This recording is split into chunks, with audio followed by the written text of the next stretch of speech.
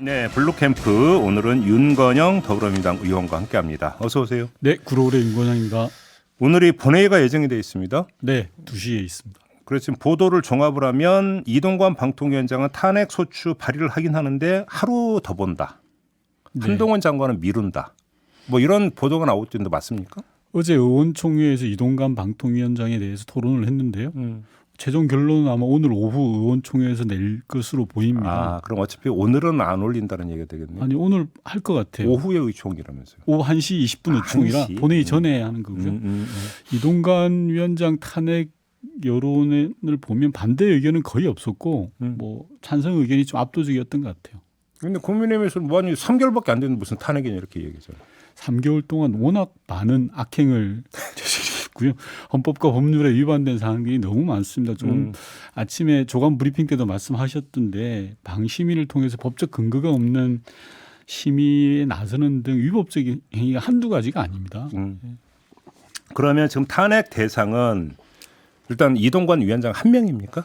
어제 이야기 되기로는 그런 분위기였습니다. 뭐 그러니까 검사들 탄핵한다는 얘기도 있었는데 그것도 일단 그러니까 미뤄진 거고요. 오늘 결론을 낼 텐데요. 예. 참 뭐 토론 과정에서 한쪽으로 의견이 모이는 것 같지는 않는 그런 느낌이 있습니다. 그리고 한동훈 장관은 좀 그러니까 그 이론이 좀 있었던 겁니까? 탄핵에 대해서. 아예 문제 제기도 안 됐던데요. 어제. 아 그래요? 예. 아 그러면 언론에서 했던 얘기하고 실제 당 내부 기류가 많이 다르다는 얘기네.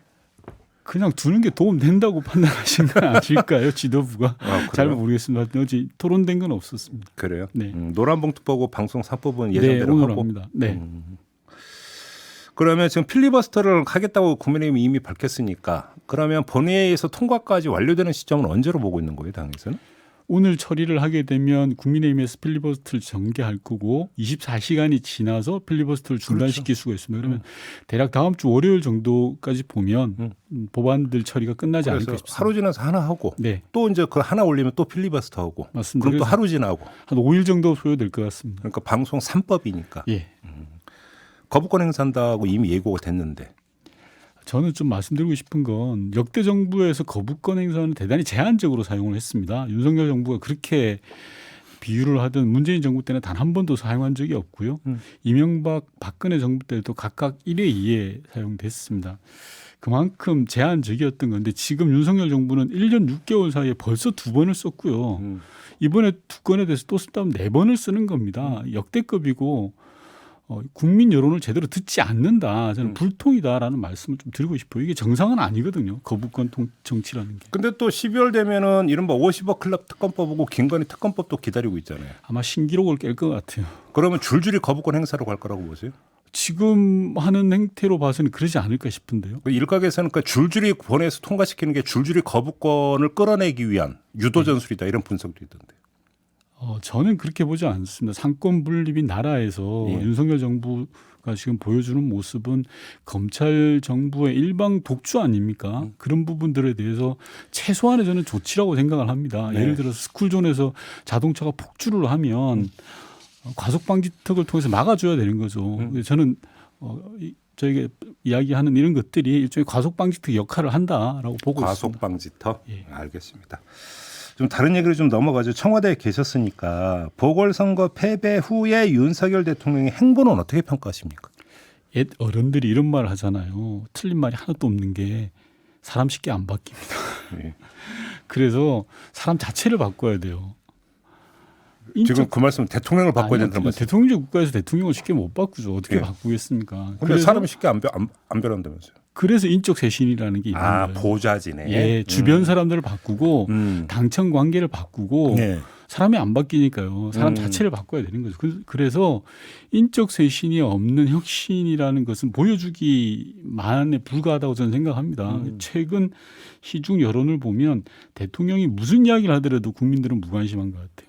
그래요? 예, 하도 황당한 말씀을 많이 하시니까 아예 듣지를 않는 것 같아요. 국정 운영에서 가장 심각한 단계가 저는 무관심이라고 생각하거든요.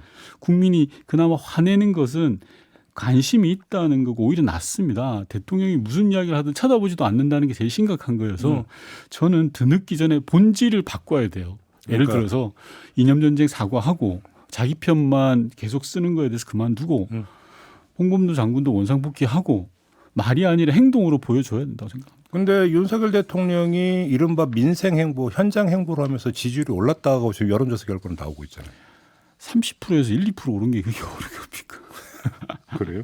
예. 아무튼 근데 어차피 지금 보좌진의 상당수가 이제 총선 출마를 위해서 사퇴를 한다는 거 아니겠습니까? 네, 그럼 네. 좋든 싫든 어차피 보좌진 개편은 기정사실이라고 봐야 되는데 네. 어떤 방향으로 지금 보좌진이 개편이 돼야 된다고 생각하세요? 저는 인재풀을 넓히는 게 핵심이라고 생각합니다. 네. 인사에 있어서 성공과 실패를 좌우하는 것은 풀이 어느 정도 되느냐인 것 같은데요. 네. 현재까지 윤석열 대통령의 인사를 보면 검찰 아니면 동문 친구 이게 뭐 가장 크지 않습니까? 가끔 이제 극우 보수 인사들 나오시는 거고요. 예. 예를 들어서 국정감사장에서 김대기 실장이 수석 이상 중에 검사가 누가 있냐라고 이야기하시더라고요. 눈 가리고 아웅하는 거죠. 비서관급에 7명이나 있습니다. 예. 그래서 그러니 지금 윤석열 정부 인사가 빵점일 수밖에 없는 거고요. 사람을 바꾸려면 풀을 넓혀야 됩니다. 근데 지금 나오는 분들 이야기 들어보면 자기 사람 돌려막기 이걸로 다시 돌아가는 것 같아요. 이건 집권 4년 차에 나오는 현상이거든요. 지금 이렇게 해서는 안 됩니다. 윤석열 정부가 뭔가를 해보려고 한다면 풀 자체를 넓혀야 됩니다. 그러면 용산 말고 개각도 마찬가지의 어떤 그 방향성을 갖고 해야 된다고 보시나요? 당연합니다. 제발 검사나 동문 친구들 말고 예. 다른 사람들 찾아야 됩니다. 그래요. 그러니까 안 쓴다고 보세요. 풀이 좁다고 보세요. 어떻게 보세요? 애시당초 풀이 좁았죠. 예. 왜냐하면 윤석열 대통령이 검사로만 수십 년을 근무하셨잖아요. 다른 세계를 보신 적이 없죠. 평생 검사였죠. 예.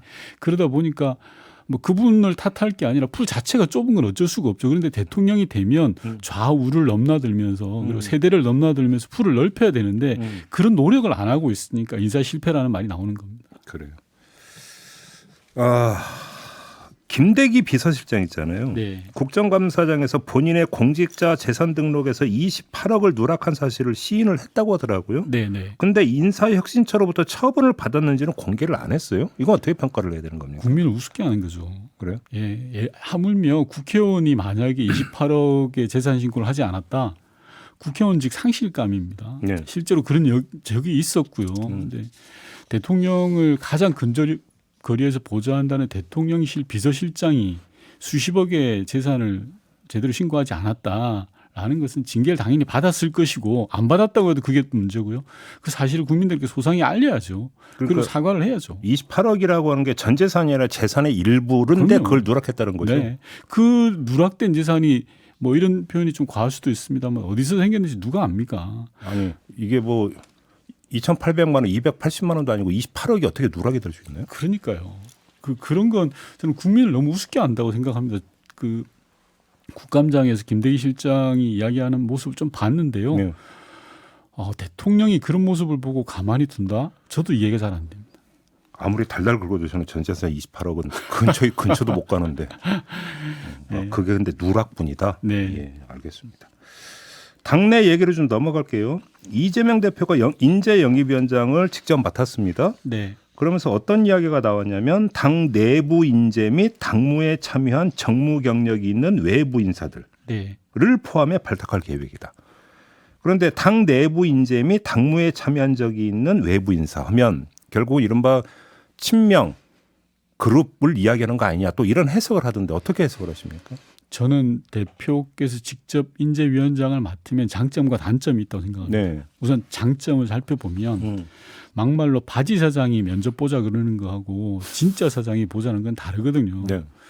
인재 질과 폭이 전 다를 거라고 생각합니다. 대표께서 직접 인재영입위원회를 하면 보다 좋은 인재를 폭넓게 구할 수 있는 장점이 있습니다. 아무래도 뭔가 그 스카웃 대상 입장에서 무게감이 다르겠죠. 그럼요. 훨씬 완전히 다릅니다. 그런데 대표라 하더라도 공천에는 개입 못하는 게 원칙이 그렇죠. 아니옵니까? 그렇다 손 치더라도. 네. 근데 단점은 조금 전에 말씀하셨던 것처럼 만약 설마 이제 혹시라도 대표가 자기 사람만 인재 영입을 한다라는 경우가 있을 텐데요. 그렇게 되면 공정성은 상실해야 되고 당은 혼란스럽게 되는 거고 결과적으로 총선은 패배로 가는 길이거든요. 만약에 총선이 패배한다면 이재명 대표 선택지는 워낙 좁아질 수밖에 없습니다. 그런 상황들을 누구보다 잘하는 대표이기 때문에 예. 저는 그 길로 가지 않을 거다라고 보는 겁니다. 근데 저는 인재 영입을 받아본 적이 없어서 여쭤보는 건데요. 네. 인재 영입 대상이 된 사람은 당연히 총선 출마를 전제로 해서 영입 타진을 해오는 거로 그러니까 이해를 할 거고. 네. 그런데 어차피 시스템 공천을 얘기하니까 뭐 그러니까 영입하는 주체가 공천 보장해 줄 거라는 얘기는 명시적으로 못 하잖아요. 네, 그렇죠. 그러면 눈 한쪽 찡긋 갖고 그러니까 묵시적 사인을 주는 겁니까? 아니면 보장을 못 해주는데 그냥 들어와라 이렇게 얘기하는 겁니까? 보다 현실적으로 보면 당 대표가 행사할 수 있는 권한 중에 전략 공천이라는 부분들이 있습니다. 예, 물론 있긴 있죠. 그게 전체 100% 중에 어느 정도가 될지는 지도부에서 상의를 해야 될 텐데요. 현실적으로는 그 전략 공천 카드를 활용을 하죠. 전략 공천 카드로 예. 그러니까 영입 대상한테 예. 전략 공천 해줄 수 있다. 그 부분들을 이제 뭐 계약서를 쓰듯이 쓸 수는 없겠지만 네. 방금 말씀하신 것처럼 한쪽 눈을 찡긋한다든지 어떤 식으로든지 보여주겠죠. 그래요. 예. 조국 신당 이야기가 이제 본격적으로 나오고 있는데 의원님 어떻게 전망하십니까? 아직 구체적으로 정해진 게 없는 상황이라 가정을 전제로 판단하는 건 되게 어려울 것 같아요. 우선 비례정당 관련 선거제도가 어떻게 될지. 선거제 개편. 예, 선거제 개편. 그리고 여권발 신당, 이준석 신당이 나올지 또는 무소속 연대가 나올지 변수가 너무 많습니다. 그냥 네. 가정을 전제로 말씀드린다고 하면 이준석 신당이 나온다라는 전제하에서 조국 전 장관의 출마는 어떻게 보면 외연 확장의 의미가 없는 건 아니죠. 반대로. 왜 그걸 세트로 그러니까 파악을 하시는 거예요? 왜냐하면 이준석 신당이라는 것은 여권에서 보다 진보적 스펙트럼으로 확장을 하는 거라면 조국 전 장관의 출마도 마찬가지의 효과를 볼 수 있는 거죠. 아, 그런 그림을 그릴 수 있다? 반대로 예. 지금과 같이 여야 양당 구조다라고 하면 조국 전 장관의 출마는 마이너스가 될 수 있는 겁니다. 근데 결론적으로 지금 상황에서 이러저러한 건 말 그대로 소설인 거죠. 별로 큰 의미가 없고 조심스럽게 이야기할 수 있다. 의원님이 지금 이제 변수가운데안으로 선거제 개편 결과를 언급을 하셨는데 그 얘기는 만약에 조국 신당이 나온다 하면 네. 현실적으로 비례정당에 무게를 둘 수밖에 없다라는 전제를 깔고 하시는 말씀인가요? 일부 지역구 출마가 가능할 수도 있겠습니다만 네. 뭐 비례정당의 방향이 가지 않을까 싶은데. 그런데 만약에 이제 비례대표제가 병립형으로 가면은 사실은 입지가 그렇게 넓지는 않을 거라고 보시는 거고. 그렇죠. 현실적으로 좁혀지는 경우가 생길 거다. 이준석 신당은 어떻게 전망하세요? 솔직히 말해서 저 이야기 처음 하는데 이준석 신당 현실성 없다고 봅니다. 태동 안 할 거라고 보세요? 예, 여의도 셈법으로 보면 정당이 만들어지는 데는 세 박자가 갖춰져야 된다고 생각해요. 보통은 인물, 그다음에 조직, 예. 그다음 자금. 근데 이준석 신당은 이 세 가지 어느 것 하나 갖춰진 게 없어요. 저는 결국 신당보다는 무소속 연대 또는 극적 화해를 통해서 선대위원장 정도로 수임하는 국힘으로 가서. 예, 국힘으로 다시 돌아가서 그 두 가지 선택지밖에 없는 것 아닌가 싶고 한 가지 덧붙이면 이준석 전 대표가 예전처럼 좀 당당하게 정치했으면 좋겠어요. 지금 보여주는 모습은 과거 보수정당 당대표가 될 때 패기와 참신함이 사라져요. 소위 말해서 간보기만 하는 것 같아요. 그래서 이준석 대표가 제일 싫어하는 분 있잖아요. 식당에서 소리쳤다는 분. 아, 예. 안철수 의원. 그렇게 실명 이야기하면 뭐 안 돼요. 보도 다 나왔는데 네, 뭐 근데 그게. 그분처럼 간보기 정치로만 가는 것 같아요. 아, 그래요? 네. 근데 지금 세 박자를 말씀하셨는데 인물 같은 경우는 이준석 전 대표 본인이 5 내지 뭐 10%였던 그 득표력을 갖고 있다라는 뭐 지금 분석도 있고. 네. 돈 같은 경우는 이준석 전 대표의 자랑거리 중에 하나가 나는 돈 없이 대표 경선을 치러서 이겼다. 이걸 이제 또 그러니까 상당히 강조를 하고 있는 건데 별로 개의치 않을 수도 있지 않겠습니까? 통상적으로 인물이라고 할 때는 대선 후보급을 말하는 겁니다. 네, 그렇죠. 이준석 대표가 아직은 그 정도는 아니죠. 유승민 전 의원이 만약에 인물이긴 합류를 하지만 유승민 전 대표가 합류하더라도 저는 마찬가지라고 생각하고요. 자금의 문제도 당연히 돈 없는 선거를 치러야 됩니다. 그러나 지역구 출마는 굉장히 제한적일 수밖에 없고 결국 그렇게 되면 비례정당으로 가는 것 아닌가라는 생각이 듭니다. 그렇죠. 그럼 만약에 비례정당의 길은 어떻게 열려 있다고 보십니까? 저는 비례정당은 현행 비례제도가 그대로 간다면 열려 있는 거죠. 물론 이준석 전 대표로 바로 그 자리에서 만약에 신당 만들면 비례정당 안 한다라고 이야기한 바 있었습니다. 지금 그렇게밖에 이야기할 수밖에 없죠. 김종인 전 비대위원장의 어떤 그 존재는 별로 영향을 안 미칠 거라고 보십니까? 크게 안 미친다고 생각합니다. 왜요? 그래도 뭐 조직이나 이런 데 있어서 뭐 그 상당한 역할을 할 수 있지 않을까요? 그분께서 걸어오신 길을 보면 당을 만드는데 그렇게 능력을 보이셨거나 그런 건 같지는 않습니다. 그렇게 보시는 네네. 거고. 지금 민주당을 두고 너무 무력하다. 예를 들어서 어떤 그 전국 주도권도 그렇고 의제 생산력에서도 완전히 국힘에 밀리고 있다. 네. 이런 지적을 하고 있는데 어떻게 받아들이세요? 뭐 그런 지적이 있다면 겸허히 받아들여야죠. 예. 그런데 지금 국힘에서 하고 있는 모습들 일종의 스몰딜이라고 생각합니다. 뭐 김포 서울 편입이라든지 공매도라든지. 근데 솔직히 말씀드려서 이 전략이 저는 총선에 통할 것 같지가 않아요. 크게 세 가지 이유인데요. 첫 번째는 사전 준비가 안 돼 있어요. 김포 편입 같은 경우에도 급조된 거다. 예, 여당 대표 말 다르고 인천시장 말 다르고 충남지사 말 다 달라요. 예. 콩가루 집안도 이런 집안이 없죠. 준비가 안 돼 있고 두 번째로는 정책의 깊이가 얕아요. 공매도 6개월 금지가 아니라 주식시장 전반에 대한 제도 개혁과 공매도 금지가 같이 나왔어야 된다고 생각하고요. 세 번째가 어떻게 보면 제일 중요한데 이런 스몰딜 전략으로는 국민의 마음을 얻을 단계가 지났다고 봐요. 버스 떠났어요. 본질을 바꿔야 돼요. 민심이 이미 떠났다. 예, 본질을 바꾸지 않고 겉포장만 어떻게 바꿔서 해보려고 하는 시도인 것 같은데 그래가지고는 안 되고요. 제가 앞서 말씀드렸던 것처럼 자기 편 내치고 그리고 이렇게 이념전쟁 사과하시고 홍범도 장군 다시 원상복귀하고 이런 본질에 관한 문제를 건드리지 않고 쇼를 해봐야 더 이상 통하지 않습니다. 알겠습니다. 지금 그 정보위 간사시기도 해서 네. 마지막으로 요거 좀 여쭤볼게요. 엊그제 잠깐 언급을 했는데 지금 시행령을 바꿔가지고 네. 사이버 보안 업무 관리 통제 권한을 더 확대한다. 요 얘기가 나왔는데 어떻게 파악하고 계세요? 심각한 건데요. 12월 초까지 입법 예고 기간인데 이 시행령 공파하면 바로 시행되는 겁니다. 그렇죠.